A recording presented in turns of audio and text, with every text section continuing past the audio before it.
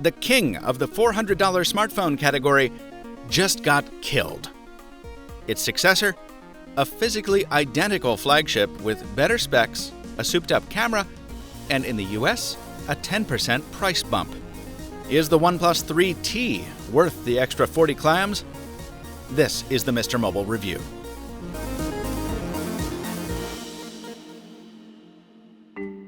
The question I posed in the intro is the only one I'll endeavor to answer in this review.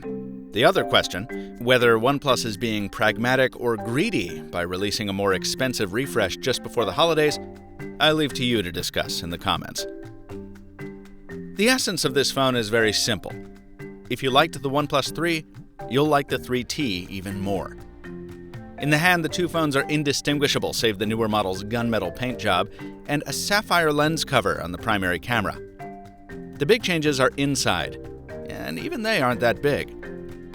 First, the Snapdragon 820 processor makes way for the faster and newer 821. This reduces boot time, increases app loading speed, and theoretically helps with camera performance. More on that in a second. In addition, the battery gets a 13% bump over the older model, and a new 128GB storage option is available at the higher price tier. The software continues to be OnePlus's own Oxygen OS. It's based on the older Android Marshmallow, but aside from having an older security update, I don't really mind for two reasons. The first is that OnePlus has committed to delivering Android N before the end of the year, and significantly speeding up its update delivery going forward. Yeah, I know, every company says that, and you're right to be skeptical. But here's the other thing. Oxygen OS is better than ever. I almost like it as much as I like the Motorola Android skin, and if you've been watching me for a bit, you know that's saying a lot. It continues to blend the super smooth performance of near-stock Android with very smart feature improvements. Among them, swipe up on the home screen to jump to a Google search, hold down the capacitive buttons to reveal notifications, or do a bunch of other stuff, do a 3-finger swipe for a screenshot, and lock access to any app you want with a thumbprint. And these are just some examples. You can make basically every button and the ringer slider do exactly what you want. The result is a phone that can be quickly made to feel just like home, with very little effort. If you're a selfie storyteller, there's one last thing to get excited about: a new front-facing camera with the same 16-megapixel resolution as the main shooter. I ran an unscientific Snapchat poll, and most of you agreed that the OnePlus 3T outperformed the other front-facing cameras I used: a Pixel, the Moto Z, and the Mate 9.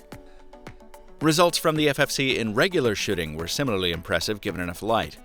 I still think lower resolution sensors with bigger pixels are the way to go if you're mainly shooting selfies in the club, but for daytime stills and video calls, and especially Snapchat, this camera's great. As I said earlier, the primary camera is unchanged from the OnePlus 3, but the viewfinder has gotten upgrades in the form of a beefed-up manual mode and new software stabilization that works in concert with OIS to produce a nice, steady shot. Also, the focus is lightning quick, almost as fast as that on the Google Pixel.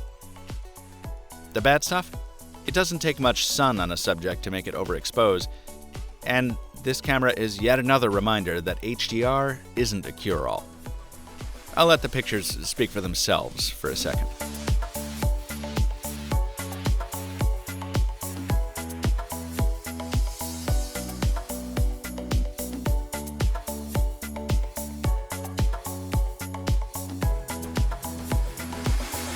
Odds and ends? The display is the same Pentile AMOLED panel as on the 3, which means that purists will find something to hate about it even in sRGB mode. I think it's fine, with two little exceptions. One, it doesn't get quite bright enough in the sun.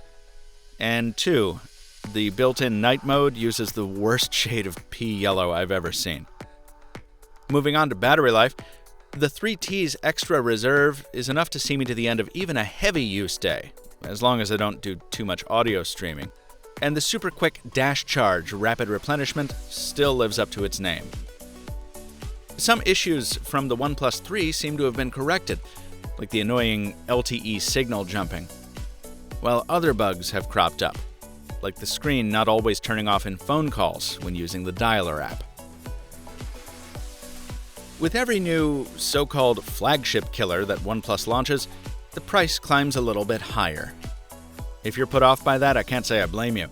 The level of quality the company pulled off a couple years ago at $299 was truly legendary, and it made the brash branding a lot easier to swallow.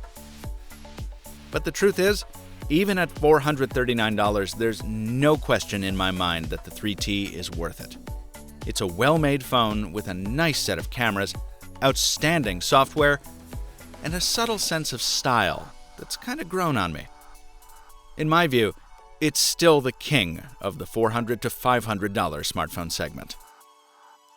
More thoughts in the OnePlus 3 review and the $400 smartphone roundup on MrMobile's YouTube channel. Subscribe so you don't miss future mobile tech videos landing twice a week. Until next time, thanks for watching, and stay mobile, my friends.